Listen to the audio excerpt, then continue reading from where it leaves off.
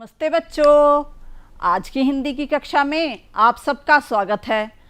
आज हम जानेंगे कक्षा 2 के पाठ नाव चली के बारे में। ये नाव कहाँ चली, कैसे चली, ये सब हम जानेंगे। बच्चों, आप सब आने जाने के लिए कुछ साधनों का प्रयोग करते हैं। जब आप स्कूल जाते हैं तो कुछ बच्चे पैदल जाते हैं, कुछ साइकिल से जाते हैं, कुछ मम्मी पापा के साथ मोटरसाइकिल पे जाते हैं, तो या फिर आप नानी के घर जाते हैं तो किसी न किसी साधन से जाते हैं। तो इस तरह से हम यातायात के साधनों का प्रयोग करते हैं। तो हम पाठ में जाने से पहले कुछ यातायात के साधनों के नाम दोहरा लेते हैं। तो बच्चों देखिए, ये है साइकिल। ये सब आप सब ने देखी होगी या आप सब ने चलाई भी होगी, और इसको चलाने के लिए हमें ईंधन की ज़रूरत नहीं पड़ती। इसमें पैडल लगे होते हैं और जिसे कि हम पैडल की सहायता से चलाते हैं। और बच्चों, ये है स्कूटर। आप सब स्कूटर से स्कूल भी गए होंगे अपने पापा के साथ, और इसे चलाने के लिए ईंधन की ज़रूरत होती है, जिसे कि पेट्रोल कहते हैं। और इस पर 2 लोग सवारी कर सकते हैं, और इसको पर चलने के लिए हेलमेट की आवश्यकता होती है दोनों लोगों को। तो आप सब ध्यान रखेंगे। और बच्चों, ये है बस। ये भी यातायात का एक तेज साधन है, और इसका हम लंबी दूरी के लिए भी प्रयोग करते हैं और कम दूरी के लिए भी प्रयोग करते हैं। और इसमें 50-60 से लेकर 300 तक के लोगों की अलग अलग बसों में, अलग अलग आकार की बसों में व्यवस्था होती है। और कहीं कहीं पर तो 2 मंजिला बसें भी चलती हैं। और फिर बच्चों, ये है मोटरसाइकिल।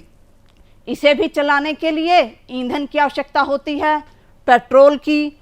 और बच्चों, इस पर भी चलने के लिए हेलमेट लगाना ज़रूरी होता है हमारी सुरक्षा के लिए। और बच्चों, ये है वैन। कुछ बच्चे वैन से स्कूल भी जाते हैं और घूमने भी जाते हैं, और इसमें लगभग 7-8 लोग बैठ सकते हैं, और इसमें 4 पहिए होते हैं। और बच्चों, ये सब तो ज़मीन पर चलने वाले वाहन थे। और फिर एक यातायात का बहुत ही तेज साधन है हवाई जहाज़। आप सबने ऊपर आसमान में उड़ता हुआ ज़रूर देखा होगा। और बच्चों, ये हमें कई दिनों की यात्रा को कुछ ही घंटों में भी करवा सकता है। और फिर बच्चों, एक और जहाज़ होता है पानी का जहाज़, जो आपको चित्र में दिखाई दे रहा होगा। ये बच्चों पानी में चलता है, और ये सामान ढोने के लिए और यात्रियों को भी एक जगह से दूसरी जगह पर ले जाने के काम आता है। और फिर बच्चों, ये है नाव, जो कि नदी में चलती है। आप सबने देखी होगी आसपास में नाव। और हमारा पाठ भी तो है नाव चली। तो चलिए हम देखें हमारी नाव कहाँ चल रही है, और क्यों चल रही है, और कैसे चल रही है। तो बच्चों, ये है हमारा पाठ नाव चली। तो इसमें पहले हम इसको पढ़ने से पहले इसके मुख्य पात्रों के बारे में जान लेते हैं। तो बच्चों, हमारी कहानी में नाव चली में पात्र हैं गुबरैला, और है चींटी, और है मेढक, और है चूजा, और है चूहा। तो बच्चों, ये 5 पक्के दोस्त होते हैं। जैसे आपके दोस्त होंगे, उसी तरह ये सब आपस में दोस्त होते हैं। तो एक दिन ये सब जंगल में बात कर रहे होते हैं।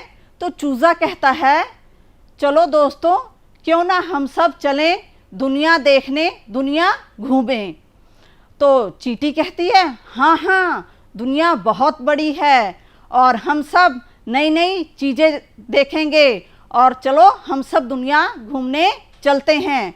तो इस तरह से सभी दोस्तों में जंगल घूमने की, दुनिया देखने की सहमति बन जाती है, और फिर ये सभी घूमने निकल पड़ते हैं। तो रास्ते में चूहा कहता है कि जंगल कितना सुंदर है और कितना मज़ा आ रहा है। तो फिर बच्चों, ये सब चलते चलते एक झील के पास पहुंच जाते हैं।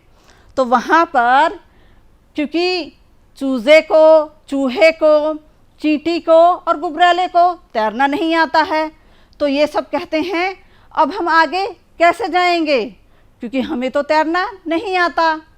तो मेढक कहता है टर टर, तुम्हें तैरना नहीं आता तो मैं क्या करूं, तुम अपने अपने घर वापस चले जाओ। और वो ऐसा कहकर उसमें झील में छलांग लगा देता है और पार करके चला जाता है। लेकिन जो बाकी के 4 दोस्त होते हैं वो कहते हैं कि हम हार नहीं मानेंगे, हम भी घूमने जाएंगे। तो वे चारों मिलकर एक तरकीब सोचते हैं। तो क्या तरकीब लगाते हैं कि सबसे पहले चींटी जाती है, वो एक सरकंडा ले आती है, गुबरैला धागा लेकर आता है और चूहा अखरोट का छिलका लेके आता है और चूजा वो पत्ता लेकर आता है। तब ये लोग अखरोट के छिलके में सरकंडे को लगाते हैं और फिर उसे धागे से बांधते हैं, फिर उसमें पत्ते को लगाते हैं और उसे भी धागे से बांध देते हैं पाल की तरह, जो कि नाव को दिशा देने के काम आता है। फिर ये सब मिलकर उसमें बैठ जाते हैं और खुशी खुशी झील को पार करने के लिए चल देते हैं, गाते हुए नाव चली भाई नाव चली, हिलती हिलती डुलती नाव चली। तो ये सभी दोस्त इस तरह से झील को पार कर लेते हैं। फिर वहाँ पहुँचकर इन्हें मेढक मिलता है। तो ये कहते हैं मित्र, दोस्तों में स्वार्थ की भावना नहीं होनी चाहिए, और प्रिय मेढक, यदि हम मिलजुल कर काम करें तो हम कोई भी काम कर सकते हैं। तो मेढक भी शर्मिंदा होता है और कहता है कि हाँ दोस्तों, अब मैं ऐसा कभी कुछ भी नहीं करूँगा और मिलजुल कर रहूँगा। तो बच्चों, आप सब भी अपने दोस्तों के साथ मिलकर रहें और मिलकर काम करें, तो आपके सारे काम बहुत अच्छे होंगे। तो बच्चों, इस पाठ में कुछ शब्द आए हैं जो मेरी कक्षा में बच्चों को कठिन लगते थे, तो उनको मैंने यहाँ पर लिखा है कठिन शब्द, और फिर हमने उनको और अच्छे से समझने के लिए उन शब्दों को वाक्यों में प्रयोग किया है। तो आइए हम जानते हैं। जैसे सबसे पहले है दुनिया। तो बच्चों, अकेले दुनिया शब्द से हमें इसके बारे में बहुत ज़्यादा नहीं पता लगता, लेकिन हम जब इसे वाक्य में प्रयोग करते हैं तो हम उसके अर्थ को और अच्छे से समझ लेते हैं कि हम दुनिया के बारे में क्या कहना चाहते हैं। तो बच्चों, दुनिया, मैंने वाक्य बनाया है दुनिया बहुत बड़ी है, इस शब्द को मैंने इसमें प्रयोग किया है। तो इसी तरह से आप कोई दूसरा वाक्य भी बना सकते हैं कि जैसे दुनिया बहुत अच्छी है, दुनिया बहुत खूबसूरत है। किनारे, दोनों मित्र घूमते हुए नदी के किनारे पहुँचे। और फिर झील, झील गहरी है। तुम्हें क्या चाहिए? तैरना, मुझे तैरना नहीं आता। और जिसे आता है वो ये भी लिख सकता है कि मुझे तैरना आता है। तरकीब, उन्होंने एक तरकीब सोची। पत्ता नुकीला था। अखरोट, मुझे अखरोट अच्छा लगता है। तो बच्चों, इस तरह से आप भी वाक्य बना सकते हैं। अब बच्चों, हम एक और अनेक के बारे में जानते हैं कि कोई चीज़ एक होती है तो हम उसे किस तरह से बोलते हैं, और एक से ज़्यादा होती है तो हम उसे किस तरह से बोलते हैं। सूरज एक, चंदा एक, एक एक एक एक, तारे भये अनेक, एक चिड़िया एक एक एक, अनेक चिड़िया, एक तितली एक एक एक, अनेक तितलियाँ, एक मछली एक एक एक अनेक मछलियाँ। तो बच्चों, जब एक चिड़िया तो हमने उसे चिड़िया कहा, और ज़्यादा हो गई तो चिड़ियाँ। एक तितली अनेक तितलियाँ। एक मछली अनेक मछलियाँ। तो इन्हें हम कैसे लिखेंगे ये भी जान लेते हैं। तो बच्चों देखो, म छ और ला पे बड़ी की मात्रा है ली, मछली। तो हम जब इसको अनेक ज़्यादा होंगी एक से, तो जो बड़ी ई की मात्रा है ये पीछे लगी है, ये यहाँ आकर छोटी ई की में बदल जाएगी, और या पे आकर डंडा और चंद्र बिंदु हो जाएगा। मछली मछलियाँ, लड़की लड़कियाँ, तितली तितलियाँ। देखा ना आपने कि बड़ी की मात्रा छोटी में बदल रही है। बिल्ली बिल्लियाँ। लेकिन यहाँ देखिए आधा ल है, तो जब मात्रा हम बदलेंगे, छोटी की करेंगे, तो वो आधे अक्षर से पहले आएगी। बिल्ली बिल्लियाँ, मुर्गी मुर्गियाँ, मधुमक्खी मधुमक्खियाँ। तो आप सब जब एक से अनेक लिखेंगे तो इन सब का ध्यान रखेंगे, तो आपसे कोई गलती नहीं होगी। और बच्चों, इसमें कुछ प्रश्न हैं, तो हम उनके उत्तर भी सोच लेते हैं। सारे मित्रों ने क्या सोचा? सोचो सोचो। हाँ, सारे मित्रों ने दुनिया घूमने का सोचा। मेढक ने क्या किया? मेढक अपने दोस्तों को छोड़कर भाग गया। चूहे, चींटी, चूजे और गुबरैले ने झील कैसे पार की? इन सब ने मिलकर नाव बनाई और झील पार कर ली। नाव बनाने के लिए क्या क्या लेकर आए? चूहा अखरोट का छिलका लाया। चूहा क्या लाया? अखरोट का छिलका। और चूजा क्या लाया? सोचो सोचो। चूजा पत्ता लेकर आया। और चींटी, चींटी क्या लाई थी? चींटी सरकंडा लाई थी। चींटी क्या लाई थी? सरकंडा, एक डंडी जैसा होता है। और गुबरैला, गुबरैला क्या लाया था? धागा, जिससे कि उन सबको बांधा गया था। तो गुबरैला धागा लेकर आया। अब नीचे लिखे शब्दों के विलोम उल्टे अर्थ वाले शब्द लिखो।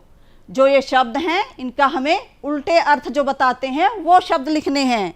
जैसे दूर, दूर का उल्टा पास। बुरा अच्छा। आगे पीछे। हंसना रोना। तो आप सब समझ गए ना? तो बच्चों, ये कुछ शब्द हैं जिनको कि हमें पूरा करना है। जैसे पहले देखिए घुमक्कड़, तो यहाँ आधा का आना था जो खाली था, और फिर हमने उसे आधा का लगाकर पूरा किया है।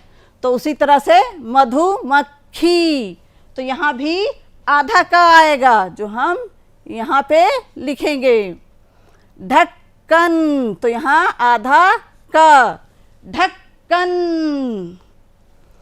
गफ्फार, यहाँ देखिए बच्चों आधा फ दिया गया है, तो इन शब्दों में हमें आधा फ भर के उसे पढ़ना है और बोलना है। गफ्फार। गिरफ्तार, रफ्तार। गफ्फार, गिरफ्तार, रफ्तार।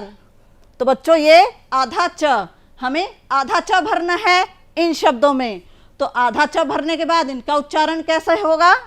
मच्छर,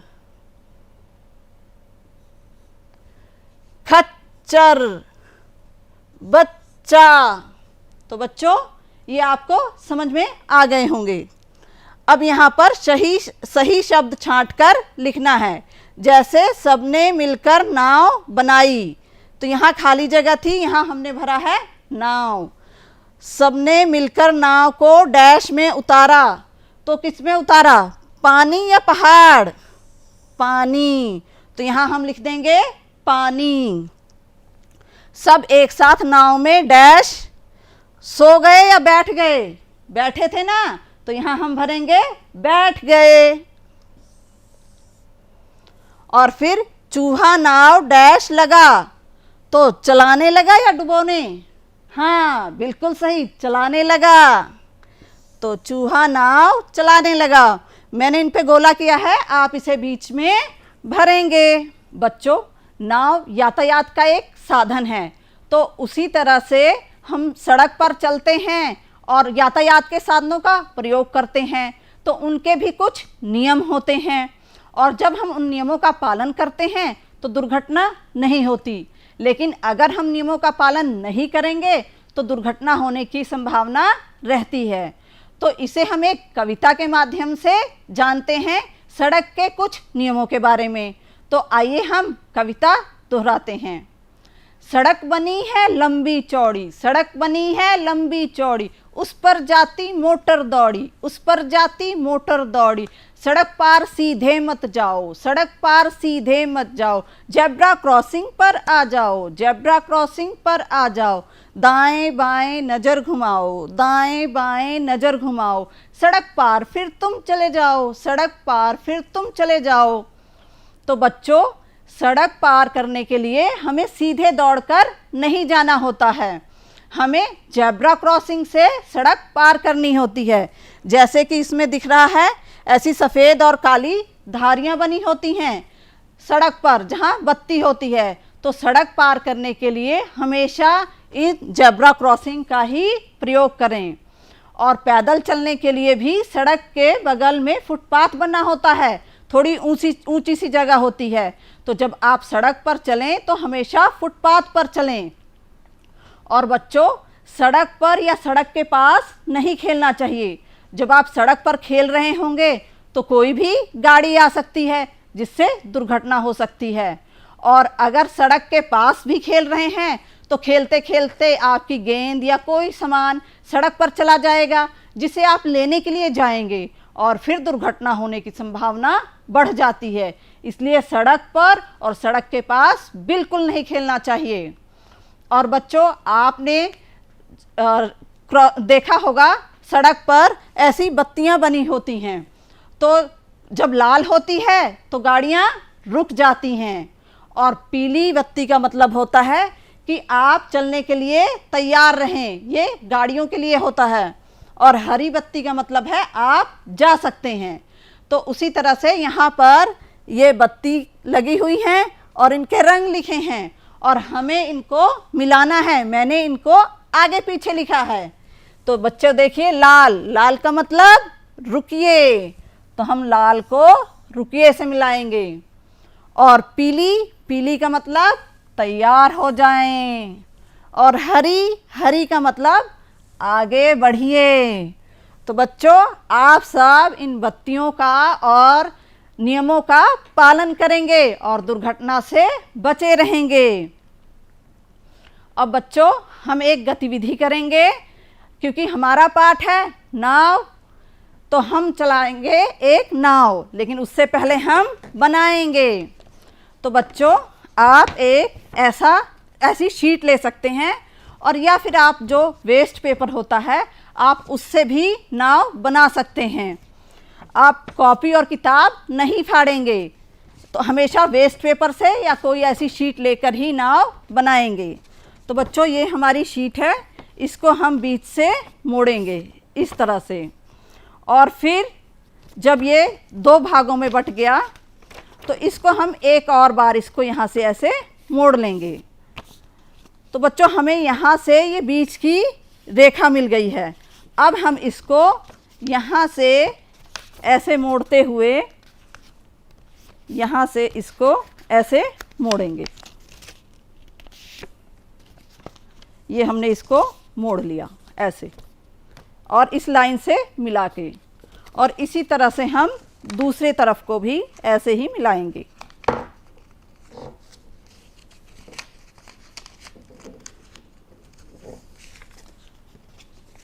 हमने इसको ऐसे मिला दिया।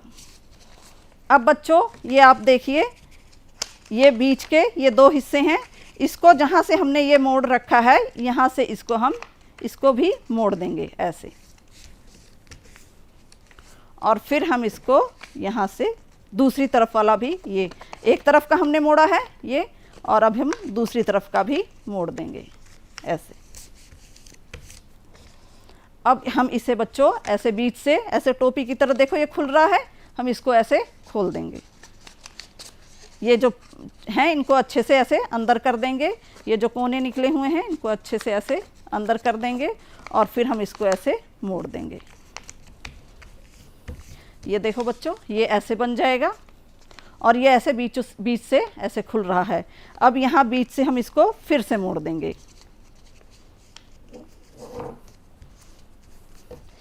ये हमने एक तरफ का मोड़ दिया, अब हम दूसरी तरफ का भी मोड़ देंगे। ये बच्चों फिर देखिए ये ऐसे बन रहा है, और इसको हम बीच से ऐसे ही फिर से मोड़ देंगे। ये फिर ऐसा ही बन गया जैसा पहले था, और हम फिर से इसे यहाँ से मोड़ेंगे।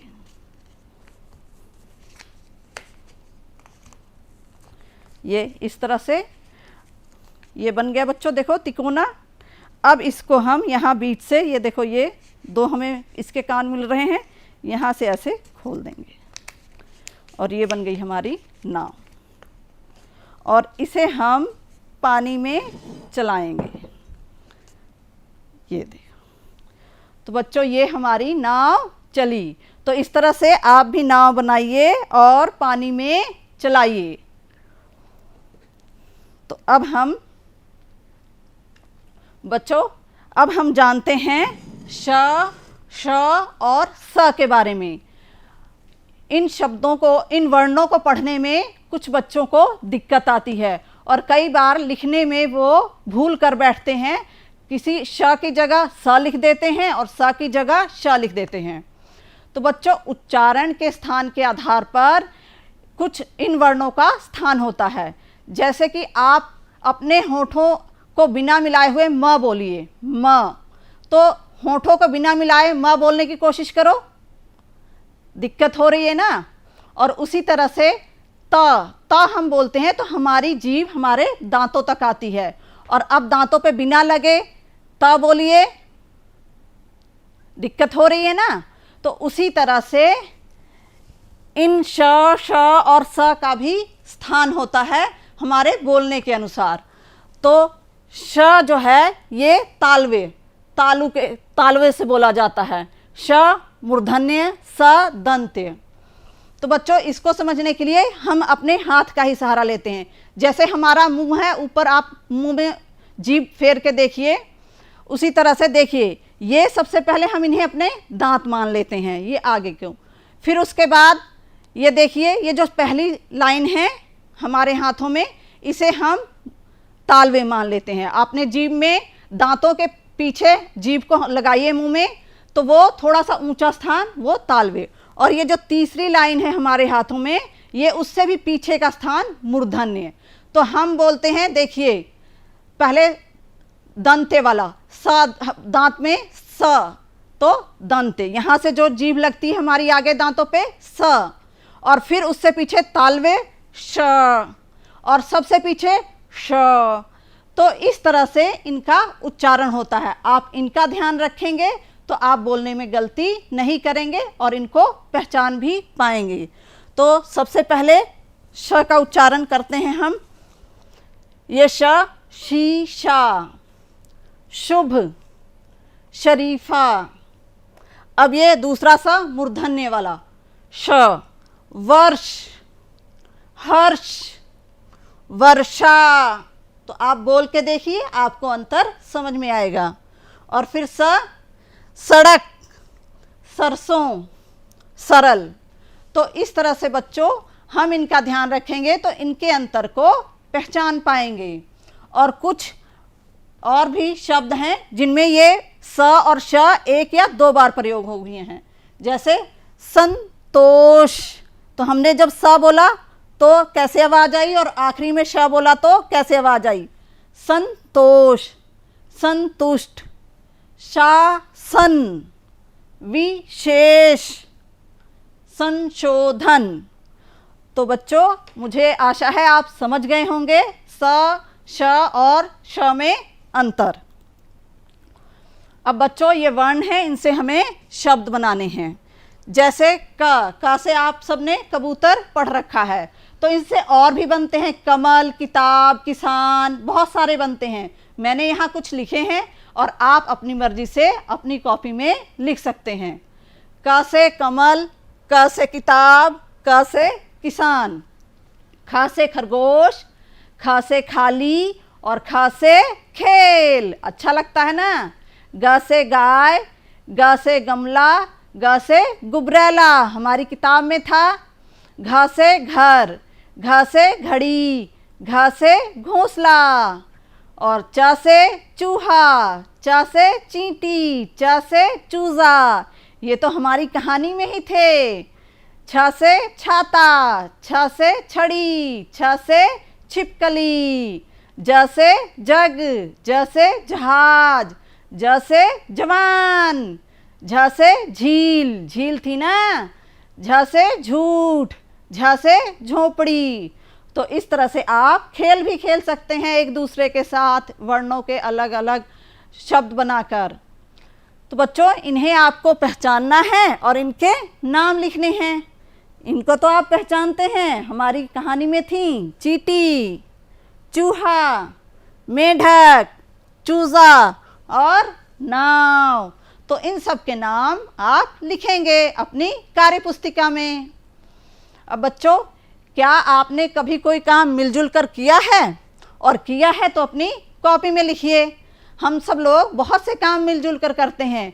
जैसे आप अपने अध्यापकों के साथ मिलकर कई बार रजिस्टरों पे कवर चढ़ाते हैं, या स्कूल में और भी कई काम होते हैं तो आप अपने अध्यापकों की मदद करते हैं, या फिर आप घर में मम्मी के साथ सब्जी कटवाते हैं, या फिर कई और तरह के काम अपनी मम्मी के साथ मिलकर करते हैं। तो बच्चों, आप इस तरह के जो भी काम करते हैं, आप अपनी पसंद का कोई भी काम अपनी कॉपी में लिख सकते हैं। और बच्चों, इनके हमें वाक्य बनाने हैं। जोर जोर, मेढक जोर जोर से हंसने लगा। तो धीरे धीरे, नाव धीरे धीरे चल रही थी। गिरते गिरते, मैं गिरते गिरते बचा। तो आप भी बना सकते हैं। अब यहाँ मात्राओं से दो दो शब्द बनाने हैं। छोटे ऊ की मात्रा बहुत, दुकान, और बड़े ऊ की मात्रा से फूल, भूल, आलू। ए की रेल, मेल, शेर। ऐसे रैन, मैल, पैसा, कैसा। तो इस तरह के शब्द आप बना सकते हैं। बच्चों, हमने इस कहानी से सीखा कि मिलजुल कर कार्य करने से कुछ भी असंभव नहीं है, हम कुछ भी कर सकते हैं। जैसे कि चींटियां मिलकर कितना बड़ा काम करती हैं। मधुमक्खियों को देखा होगा, वो मिलजुल कर छत्ता बनाती हैं और कितना शहद इकट्ठा करती हैं। तो इसी तरह हम मिलजुल कर काम करेंगे तो बहुत से काम आसानी से और अच्छे कर सकते हैं। और बच्चों, दोस्तों में स्वार्थ की भावना नहीं होनी चाहिए। अगर हमारा कोई दोस्त है, मुसीबत में है, तो हमें उसे नहीं छोड़ना है और उसका साथ देना है। और बच्चों, आज की कक्षा में साथ देने के लिए आप सबका धन्यवाद। और हम सब इसी तरह से मिलते रहेंगे और नई नई चीज़ें सीखते रहेंगे।